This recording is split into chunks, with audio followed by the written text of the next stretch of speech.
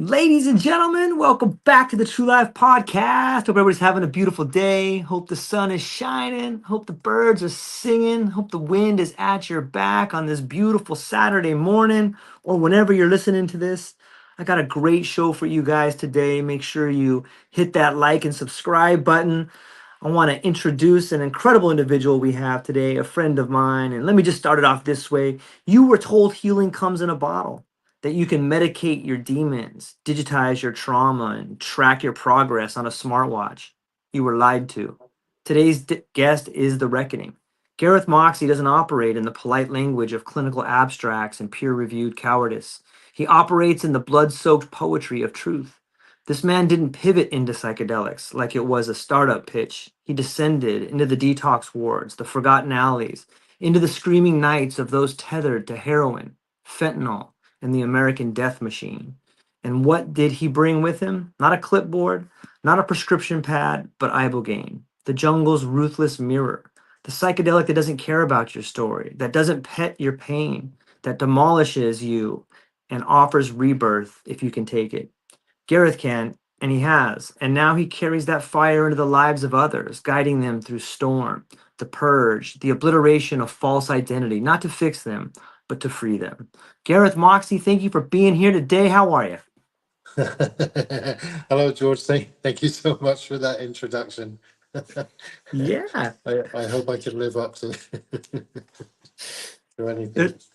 yeah, there's no doubt in my mind, Garyth. You're an incredible individual and you've helped so many people. And I think it comes from your own personal story and your own willingness to see what's happening out in the world and be like, you know what, I think we can do better, man. For you know what, maybe for those people that haven't heard our previous podcast, or maybe they're not quite sure who you are, maybe you could just flesh out the background a little bit, man. How did you get to be where you are? Um, hmm. well, interestingly enough, it's I think it was yesterday, is either today or yesterday. It is 25 years since I managed to quit drinking, and I did that with LSD. Nice. I knew about what was going on in Weyburn, the hospital in Saskatchewan in the 1950s, and how people were taking LSD therapeutically to treat alcohol use disorder. And I took the LSD. I had about 6 months sobriety at the time, but I could feel a relapse coming around the corner, and that's quite common with people with alcohol use disorder. Is they'll get that kind of time underneath their belt, and then a relapse comes from, it just seems to happen. I was caught in that loop, and I could feel the relapse that was headed my way. And I was at a friend's house or something like that, and an LSD deal was happening in front of me, and I was like, "Oh, can I get some of that?" And I did, and then the rest is history, really. It's interesting. It's Yes. I didn't, I I can't. I don't want to say that I was cured by alcohol use disorder by LSD. As my friend Rocky Caravelli once said. I was the most open to receive what that medicine had to show me at that particular time. So the setting, the timing, everything was bang on. And I think that within about 4 hours of that experience, I knew that my relationship with alcohol was over. Wow. And but it'd been about 6 years from actively going to rehab to this point, and with a lot of upset in between and some recovery, but I just couldn't quite get there. And then when I did the LSD, it's almost like everything that I had learned through trying to recover, it's almost like the penny dropped, which is, you know, sometimes it's like that when you're working with a psychedelic. And I feel that when we do that work, we're actually, what's happening is we're engaging with our innate healer, which resides within all of us. And that connection, when you're on a substance like LSD, high dose LSD, there's a lot of communication that goes on in areas that can't normally communicate. And so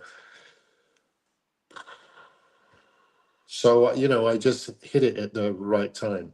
And then I was like, holy fucking shit. Well, this really worked.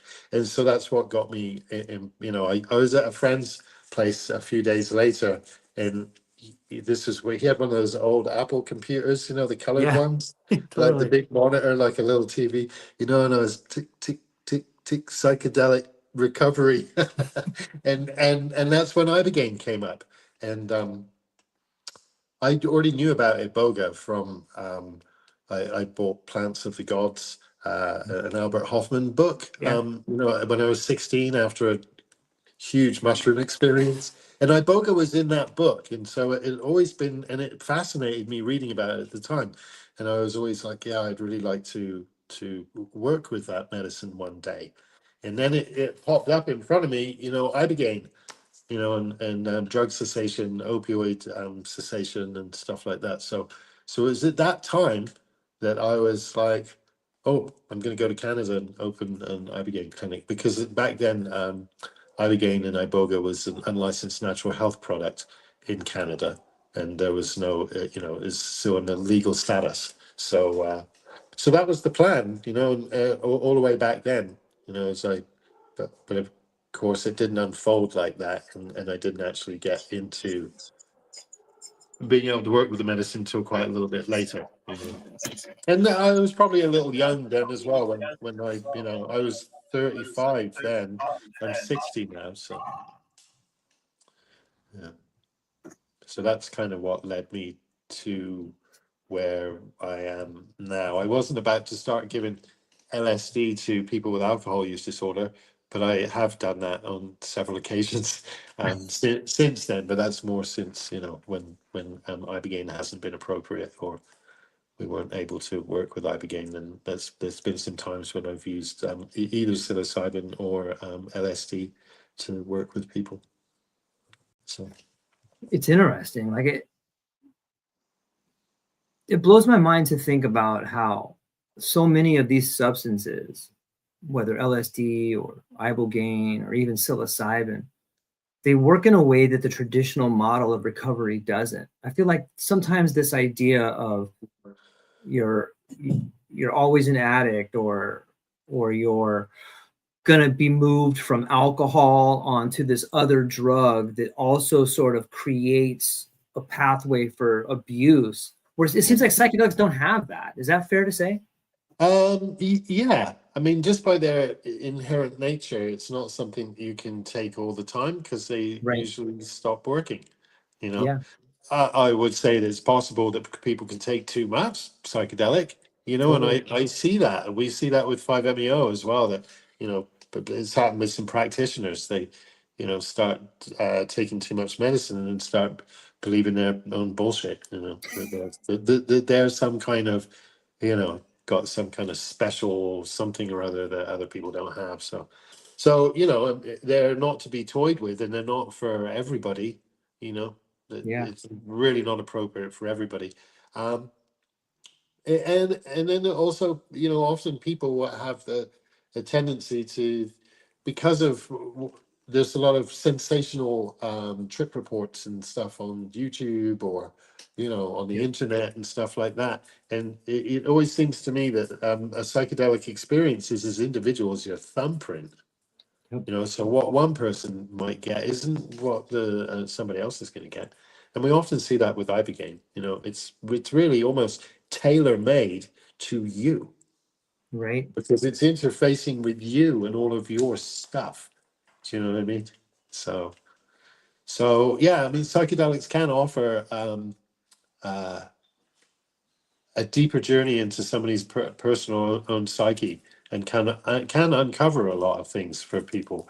But the best results that come from doing the work, though, is careful integration afterwards. You know, Yeah. because otherwise, it's, in a lot of respects, like maybe watching a really good movie. Because it's what you do with the information that people get when they do the work. And that can also be very cryptic, or the uncovering or the aha moments might come quite a lot later. You know, So it's really what people do with the psychedelic experience is the most important thing. LSD can be used recreationally. A lot of people do use that recreationally. So it's really around the intentions behind something. You know, psychedelics can be a lot of fun. Yeah. But also, sometimes it can be a fine line between a lot of fun and, oh God, now I'm starting to do some deep work around something or other. You know, I got to go back to my tent and lie down for a couple of hours or something, as it's moved beyond having a bit of a laugh. Yeah.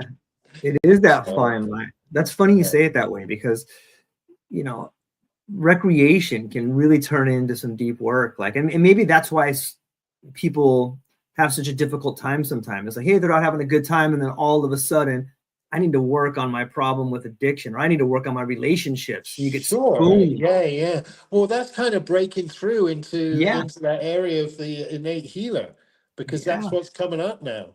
It's like, oh Yep. yeah, it was all fun and games, but there's some serious stuff we need to look at. And that's also what, from a recreational standpoint, can be like, oh, I'm starting to have a bad trip. Yeah, You totally. know what I mean? Oh, this introspection. I meant to have a laugh with my buddies, watching South Park, and now I got this introspection happening, and like, what have I been doing with my life? Yep. So, I've been but when there. it's that stuff, when that kind of information comes up, that could also be brushed aside as like heavy introspection. Oh, well, that was weird, you know. But those might have been some real gems, some real nuggets to work with. And then that's up to the person themselves to do that, to Yep. look fearlessly into those areas and then try and make some positive change. If it depends on what the intention is, but that's really what I feel is happening. Is that people need to take that information when they're doing that kind of work and then weave that back into the fabric of their everyday life. Otherwise, working with psychedelics, unless you're doing what they are suggesting, then you're not getting the maximum benefit that you could be from the work that you're doing. You know. Yeah. It brings up a great point. Like, it's easy to run and just try to keep running and running and live your life without being introspective. And Yeah. at a high enough dose on psychedelics, like, there's no getting away from it. It's like that friend Yeah. over your shoulder that's like, hey man, are we going to talk about this or not? Hey, are you Yeah. going to take this seriously or not? Yeah. But we're so conditioned in life to be like, well, if I just make enough money, then I don't have to worry about that. Or if I just do Yeah. this, I don't have to worry about that. Yeah. Yeah. Yeah. It's funny. People will shy away from psychedelics as well because they just don't want to look. Or like, Yeah. I'm content with my little whatever it is I've got going on over here. I don't need to upset the apple cart with some realizations. Yep. But Yeah. Of at the same time, they can also be completely overused as well. course. So yeah. But yeah, I think there's a lot more education now than there used to be. With the things like the internet and stuff like that. Yeah. That's why I had to go and buy that book, Plants of the Gods. When I Yeah. saw that, I was like, holy shit, I need this information. Now all of that information is just at your fingertips. Yeah. I don't know that everybody's using that information correctly, but at least we have more of an opportunity to be educated around certain substances. And, we've got people out there like Ben Malcolm, Yep. the spirit pharmacist and things like that. So in many respects, things are a lot of there's a lot more risk reduction. And Yeah. I'd rather use the term risk reduction as over the harm reduction, especially when we're talking about psychedelics.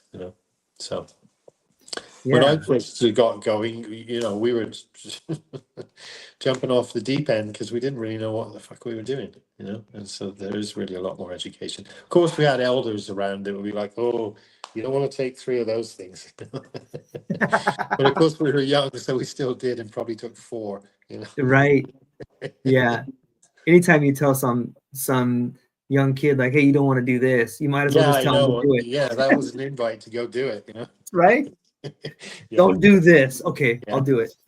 Yeah, well, we were very young. Like, we weren't legally able to go and drink alcohol. And, we were up at Stonehenge, buying LSD and stuff.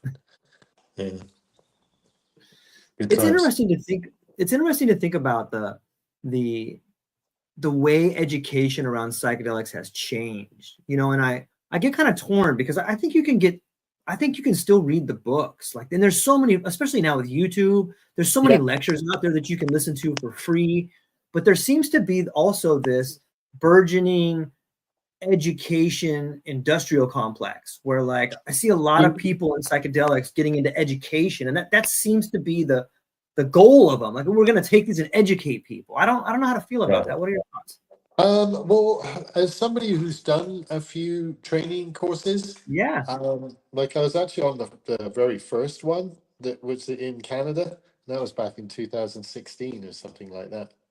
Um, if I was a wealthy person, I would yeah, probably just, because there are some, I think the O course or something's 3 years long, yeah, and you go off to these different countries. If yeah, I had the resources to do that, George, I probably would. yeah, Just because it was so interesting whenever I've been doing these courses, that it has been really interesting yeah, to some of the stuff I already knew, I guess, or I didn't know what I knew. And then, yeah, it is a lot easier now to gain a lot of information.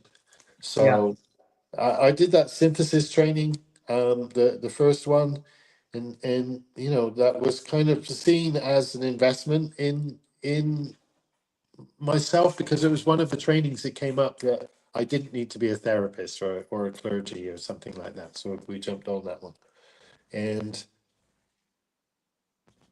it was a very good course, and I don't think they made any money on that first one, simply because the amount of people that they had involved in it. And when we yeah, went to our immersion, it was almost like a one-on-one, you know. And there was 50 of us, so that was quite an experience. Um, and then I wasn't going to do another one. I promised Blair, my partner, that yeah, no more courses. I promise no more courses. And then the 5-MeO course came up, and I saw the people that were being pulled into that to advise and do lectures, that I know have been working with this medicine for a really yeah, long time. So I jumped on that one as well, which I found to be the most useful of all of the stuff that I have done. Um, so I would say in some respects that, like, I don't know if I'd need to do some 3 year course, and they go off to Gabon and stuff like that. great. Um, so see the allure of doing something like that, and in some Yeah, respects, there's a certain standard that is being achieved for people going out and working with other people. And I feel that there's certain standards that should be kind of um, uh, reached when you're working with people, like knowing about certain mental health issues yeah, that shouldn't be done, with psychedelics, and you know um, so, but a lot of that could also be done with self-inquiry. So I think that none of it, in some respects, can also cover what it is to sit and do the work, under other people, somebody that's, or just the experience that you yeah, get from doing the work over time, because it's always different. Of course, you're working with different individuals, with all of their stories and everything that they're bringing to the table, yeah, and then that interfacing. So it's always different. yeah, And good. it's difficult to get that experience in the classroom. Yeah, So, yeah. you I know, I would too. I think if I had the money, I would love to take some of these courses. Like, and yeah, it's, I guess the problem for me sometimes is, it like, like I'm a pretty anti-authoritarian guy, and like I just see like a hierarchy being built. Like if you can't afford to go to these incredible classes somewhere, like what do you do Yeah. now? Now you're just an enthusiast, or now you're just this person over here, and Yeah, yeah, sure. No, I get what you're saying, and and I don't know how much, the certificate is, how much that's useful or what. I yeah, mean, I guess some people could see, oh, this person yeah, has invested a of certain amount of course, time into what they're right, doing. Because if you're doing anything else, you have to go to school for it, yeah, yeah, you know. But the psychedelics is a little different. I mean, it is multidisciplinary. yep, Especially from our world, the Ibogaine world, it's very different from there's a lot of different ways that the medicine is being taken. yeah, Whether it's in more of a traditional way. I have friends that train in Gabon, you know, yeah, whereas I trained with ex-heroin addicts in Northern Baja, in a completely different context in some respects. Like yeah, I respect the whole Bwiti thing and stuff like that, but I'm not from West Africa, West Equatorial Africa, you know, and the people that we're working with are usually in addiction, you know, yeah, which I don't think that they deal with that in quite the same way, you know, that we do. So. Uh, yeah, it's multidisciplinary. I would say that before somebody was to pick up something like Ibogaine, it would be really useful to be under the wing of somebody, that had been doing this for quite some time. And that's also important with something like 5-MeO DMT. Like any old fool can go stick medicine in a pipe and yeah, light it to somebody. It's yeah. the responsibility of what comes with that. And there should be some guidance around that. So, and then Yeah. also, we tend to be quite isolated in the work that we do. Um, which now, of course, I've got friends that I speak to when I've got a problem. Um, but yeah, the Ibogaine world, I don't think it would be very smart to just like think, oh, I can do this now, and that happens with the Ibogaine world as well. Somebody comes out of treatment, and then they're like, oh, Yeah. this is my new calling. I understand that because the very same thing happened to me, but that's not always, yeah, in the past that hasn't always been the best thing, and people have to be quite serious, and also we encourage people. A lot of people might come out of a treatment and feel that this is their new calling, but they need to get it like at least a year of you know not no drug use underneath their belt before you go taking off with this medicine. you know I like think a lot. lots of people have a big journey with ayahuasca or even psilocybin. I talk to tons of people that like do this huge journey and then they're like, okay, my job now is to serve this medicine. And it's like, wait a minute, are you sure? Are you sure that's the Mhm. journey? It's Yeah, interesting to think about that effect. yeah, yeah, I know. Yeah, it was very much like that for me. Yeah, maybe it is. But I've been wanting to work with it for a very long time. I'd been following Ibogaine. Yeah. When I kind of discovered it, the only thing that was going then was this website that Patrick Kruper had put together called Mindvox, or the List, and that was just like this kind of like chat room or something or other that people would post at on the list. And back then it was a lot of very unhealthy underground providers slagging each other off and stuff like it was really like as I looked into it, I was like, oh my god, do I want to get involved in this world? There's a lot of yeah, unhealthy chit chat that was going on back then, and I watched it evolve over, because this was about 25 years ago Yeah. that I discovered it in that respect. But now a lot of water went under the bridge before I actually started working with it. But all of that time I was following it and monitoring it. Yeah. You've Yeah, really we're seen it very. change. Sorry. you've really seen it change from like as long as you've been in it, and now all of a sudden there's these $50 million investments like in Texas and Yeah, stuff like that. yeah, I know. And it's interesting because we always thought that Ibogaine would be the very last psychedelic that would be being looked at. But then, because of because there's more of a different safety profile with Ibogaine Right. than there was something like mushrooms. So but then again, it can do dramatic work. All of this stuff that's going on with vets with the Yeah. combination of Ibogaine and 5-MeO DMT, so with PTSD and stuff like that. So there's a lot of promise that can come with the medicine as well. But following some of that, the Texas initiative and listening to Rick Perry and Brian Hubbard and stuff, Yeah. unfortunately they're throwing out the C word a little bit too much, cure. Mm. And I really don't like the way that, Ibogaine cures opioid addiction and stuff like that. That's not really how it works, you know. And we don't help people either. That's not what we do. We create a container for people to come and help themselves. Like they're the ones that are interfacing with the medicine. We're not taking that shit. You know? But we're supporting people, and the container is they are. They're the ones that are doing the work. They're the ones that take the medicine and get the insights, hopefully, and then have to do all the work afterwards. Again, like I was saying about the integration, the in some respects we're just a small part of the equation. People come and work with us, and then we pass them on. We've got like two places that are close to us, Inscape and Centro Nerica.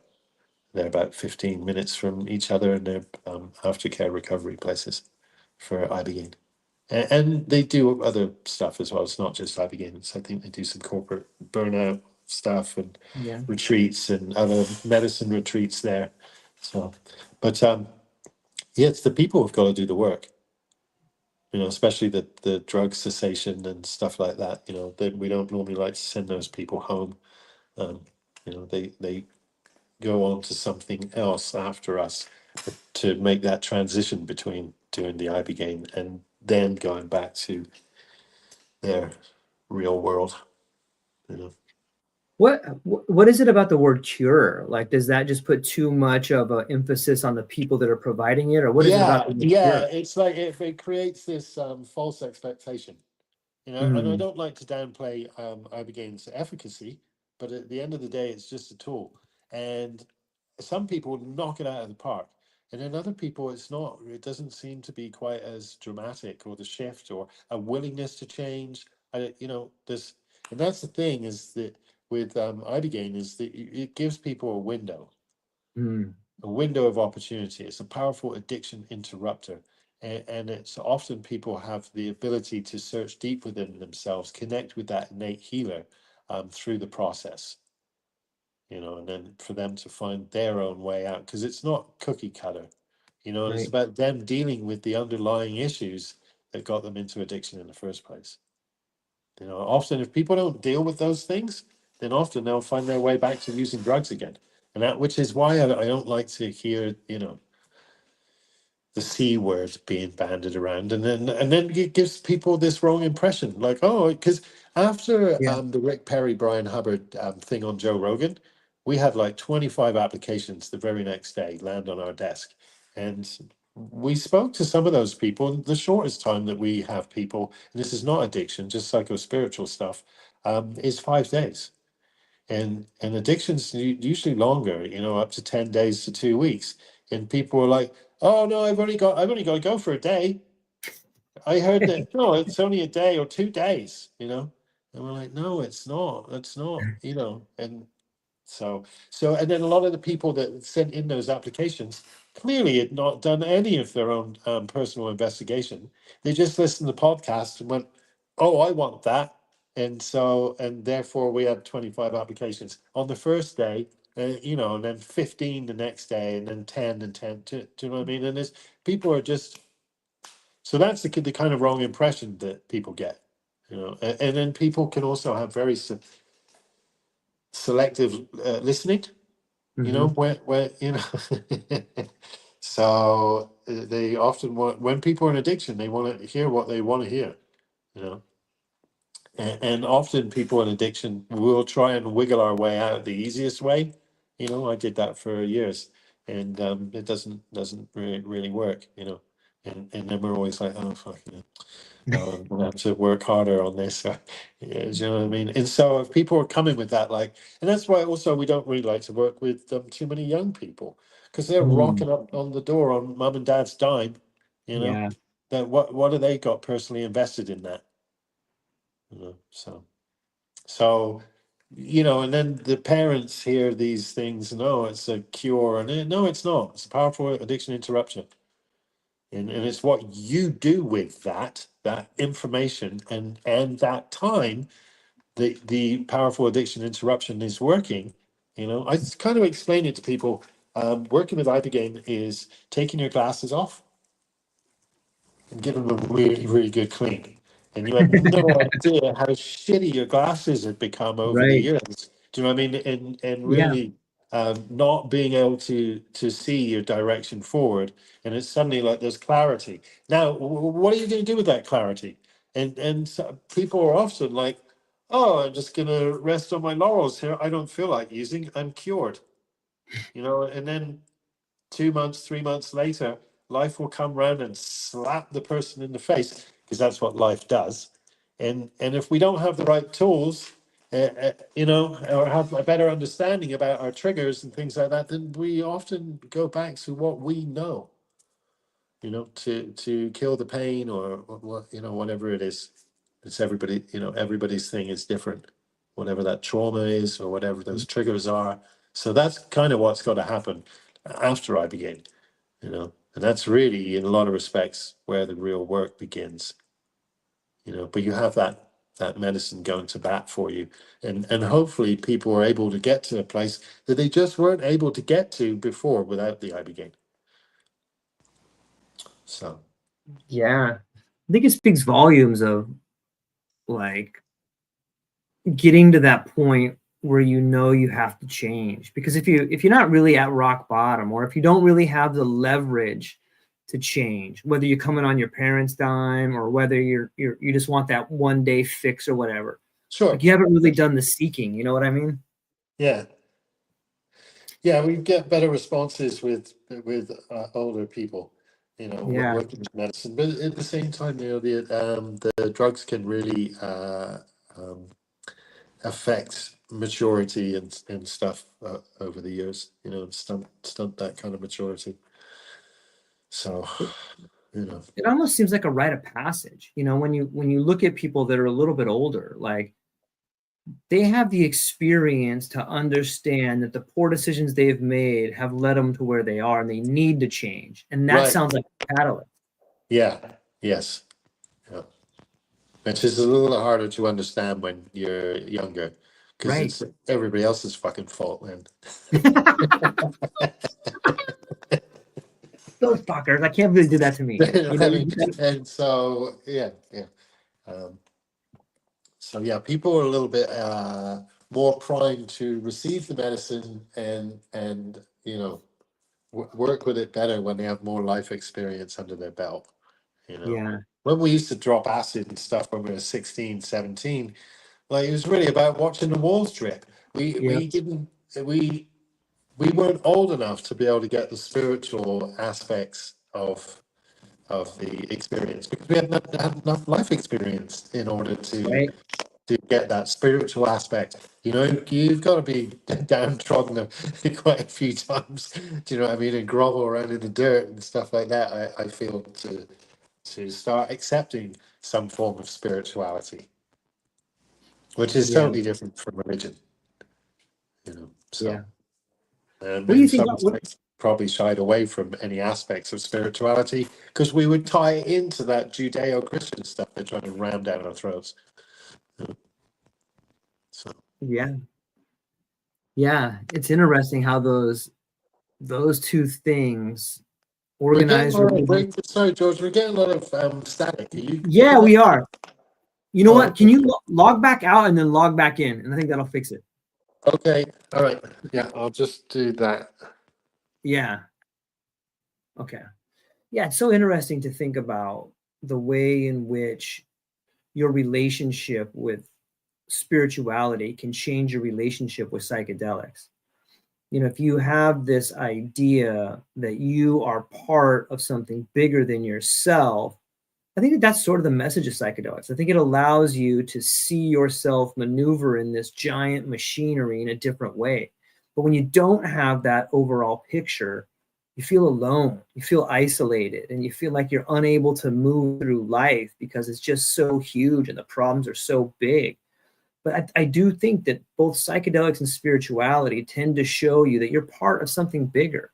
Like you are a necessary part in this environment, whether it's in your family, society, community, or just the environment. And once you figure that out, like that idea of isolation begins to fall away, and you realize how necessary your actions are. You start realizing how important your attitude is. You start realizing how important it is for you to become the best version of yourself. And I think that both those things, psychedelics and spirituality, go hand in hand. I'm curious to get Garyth's opinion of what the difference is. I think religion can do it for you too, but sometimes the idea of religion is so like hierarchical. You know what I mean by that? Like when someone up here is telling you what you have to do, it doesn't really give you the same motivation to change as your inner self telling you what you should do. And those are two different things. If an authority figure tells you got to do this, this, and this, you know what? On some level, it begins to make you not want to do it because like, who's this person telling me to do it? I know what to do. But when you have more of a spiritual nature, or even with psychedelics on some of the journeys I've been on, it helps you understand why you need to do it. And you have a clearer vision of what you need to do in your life in order to be whole. So it is an interesting aspect, the difference between religion and spirituality. You know, it's also fascinating to me to think the way in which we use psychedelics. If you are coming from a life of experience, if you are coming from someone who has had maybe some traumatic experiences, it helps you integrate those because those traumatic events can be very isolating. If you look at people that may have died in your life, or if you look at maybe you've gotten a divorce, or maybe you've gotten to a point in your life where you've achieved financial success, but you're still empty inside. Like those are things that are very difficult to reconcile. And so what the psychedelic journey does, at least for me in those situations, is makes me understand, oh, I see. What did I learn from this? And when you ask yourself that question, what did I learn from this, instead of why did this happen to me? Those are two different answers. Because if you ask the question, why did this happen to me? Then you kind of start feeling and falling into like that victim mentality. And some of these events are huge. I don't blame you for asking yourself that. I know that I have done that in the past when these giant events slap me in the face. But if you can ask the question, what did I learn from this? How am I better from this? Then I think you can begin to integrate those experiences in your life. And this may sound crazy, but I think some of those biggest tragedies in your life that happen to you, I think that those allow you to become the best version of yourself, because now you have this sort of traumatic event and you can almost see it. And this is going to sound crazy, but you can almost see it as a blessing because you got to be part of this thing and you have a different aspect of to what it is. Yeah, Garyth, I was just that's much better. I can see the picture better. I was just telling the Okay. audience a little bit about the difference between spirituality and religion from my lens and the way you can integrate psychedelics. Like, spirituality tends to allow us to understand we're part of the whole. Organized religion usually has an authority figure telling you why you need to do these things. But if you can separate Right. those, Yeah. Well, the yeah, psychedelics, in some respects, give you that direct. There's no go-between. right. It's like between you and the mystery. I think that what most people would like from their religion is kind of the experiences that we get from psychedelics. Yes. Do you know what I mean? Especially when we're working with something like 5-MeO DMT, that's like a direct link to the mystery, which is why they call it the God molecule, I believe. There's a sense that when you're working with that medicine in particular, that there's a sense that you're connecting with source, you know? And yeah, it works on a different receptor site. So there's there's less egoic structure. I mean, all of the psychedelics will affect the default mode network to a certain degree, but 5-MeO even more so. And so I feel that that's kind of what all of the world's religions are trying to tap into that.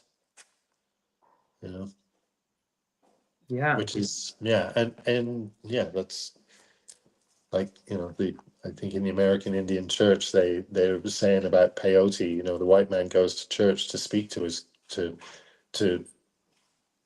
speak to his God, but the native goes to his teepee to actually be with God. Mm. When they're going through ceremony, and that was also the beginning of the drug war, was the conquistadors in the New World. Which is where we are in Cuernavaca, is where Cortez made his residence because of the nice weather here and everything. But they came and destroyed the pyramids and built cathedrals. Mm. And now it's the beginning of the drug war. The banning of peyote and things like that. Because I guess it's communing with the devil or whatever. But really, it's like it's a direct communing with the mystery. Yeah. In which religion has always had the go-betweens, Yeah. priests or that kind of thing. Yeah. The experience of being that close to the mystery, like having that experience that is ineffable. Like it's Yeah. enough to change you. Like you just realize, oh my gosh, what is this? What is this feeling I have going on right now? Once you have that experience, you can't unhave it, and maybe that's why some people begin to chase it or whatever, but you can't deny it, man. Like Well, the it's like mystery is real. doors, aren't they? It's like doors. Once the door's been opened, it doesn't really shut behind. So Yeah. that new awareness. I mean, that happens when you read a good book. Yep. Reading a good book can change your life. So yeah, definitely having a powerful, powerful psychedelic experience can really change your life. But again, it's what you do with it. Right. Right. It's true. And there's a lot of that in the psychedelic world. People kind of chase that. I've got friends that drink an awful lot of ayahuasca. So, which I'm sure they're getting something from, but at the same time, I think that maybe a deeper integration of the work and maybe less going to ceremony. But it's everybody's own path. So. Yeah. But yeah, Yeah. there's a certain amount of chasing that goes on. I think when you have those kind of peak experiences, I used to do that a lot when I was younger. Yeah, shit, yeah, we're going to take acid again this weekend. Last weekend was awesome. So, Well, is there a difference between ibogaine and noribogaine? Like I see a lot of people that are trying to isolate the noribogaine and then just use that for the experience. Do you think that there's more well, that's the functionality? metabolite. That's Okay. what it metabolizes into, the noribogaine from ibogaine, through the gut and through the liver. And so, in some respects, it's the noribogaine that gives the clarity. So the more noribogaine that somebody's got floating around in their system, the cleaner the glasses are. Mm. That normally comes from working with a lot of medicine over a period of time. Mm.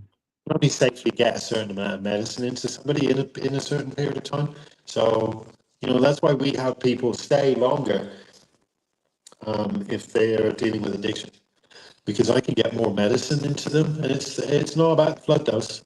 This is getting more medicine into them afterwards, and which we might do for 4 or 5 days, which might put just as much medicine into them, if not more, than they did during their flood dose and leading up to that. Because I've seen over the years that the more ibogaine I get into somebody, the better they're going to be on the other side, and that's because they have more noribogaine floating around in their system. That's what is constantly working as the addiction interrupter, as it leaches out into the system. And the longer the monkey's off the back, And also what somebody's doing with that time, is crucially important. Yeah. People are just sitting on their laurels going, "Oh, I was cured." Oh yeah, see how cured you're going to be next week when life slaps you in the face, and some of that Ibogaine has left your system. Yeah. When after my first blood dose, I remember because I took so much, um, it was almost to the 90 days after I took it, and I woke up one morning and I was like, "Oh, it's leaving." And I could feel that there wasn't quite as much Ibogaine floating around in my system in Mm. that. Mm. I lost you a little bit right there. I feel like our connection got a little salty.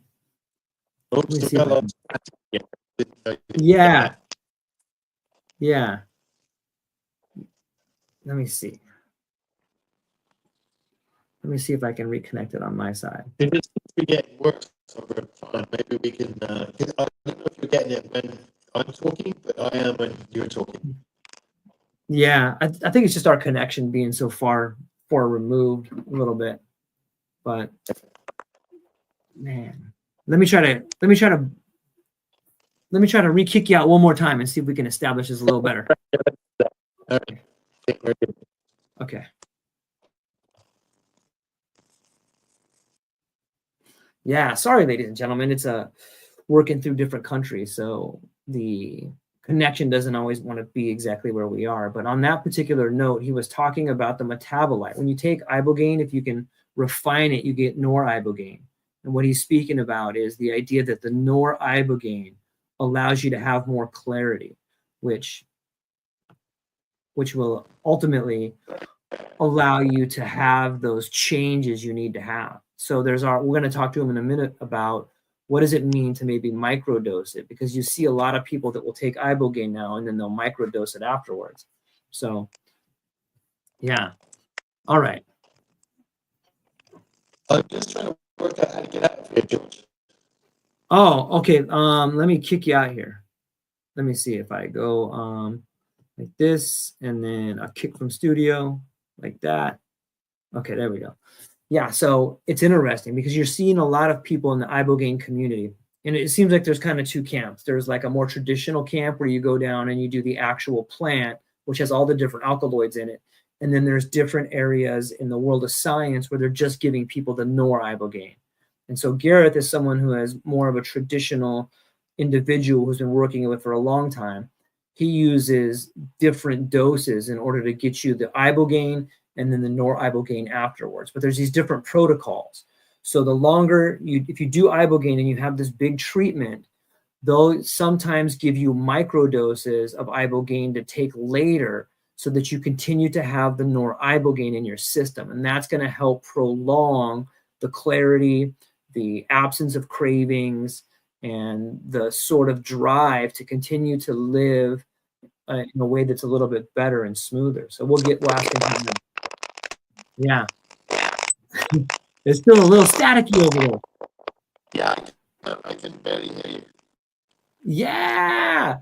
Yeah. It's it was so fine earlier too. Yeah. It's so staticky, Gary. I don't know if it's gonna work. No, I don't think You probably, so. I can barely hear you. yeah. Let me try one more time on my side. So Okay. Let me try one more thing here.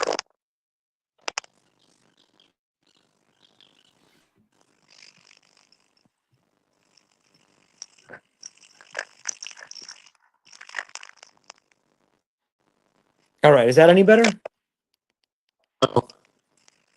No. Yeah. I think we lost connection right here, Gareth. should we try and do it later in the day or something like that? Yeah. Yeah. I'll shoot you an email. Okay. I'm gonna jump off and then I'll shoot you an email and we'll try to reconnect a little bit later. Okay, all right, let's do that. Okay. Sorry about that. All right. Okay. Yeah, thank you, brother. Okay, bye-bye. Okay. All right. So it looks like we lost connection for right now, ladies and gentlemen, but we're going to reach back out to him, and we'll get another podcast up to talk about the ideas of ibogaine, nor-ibogaine, some of the big things that are happening in the United States right now with psychedelics, and to get his opinion. But if you go down to the show notes, I highly recommend everybody check out Garyth Moxey. He's an incredible individual that has he's just done so much work, and he's been around the psychedelic community for so long, and he's just a treasure trove of knowledge. And I'm just fascinated by all the work he's been doing, and his understanding of behavior, his understanding of psychedelics and how they're able to help us change patterns in life. And my goal of this show would be for people to reach out to him. And if you're curious about psychedelics, especially ibogaine, I think he is one of the best, not only practitioners, but resources out there to thoroughly understand how to make things better. See if that comes back any better. No, it's still jacked up over there. But so let me kick that back out there.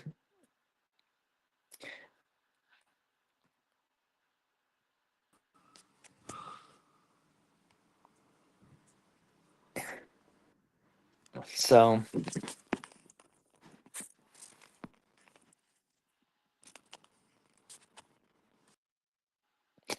ladies and gentlemen, that's what we got for today. I'm going to be reaching back out, I think, here with Gareth, unless I can get him back on. No, the static is too bad.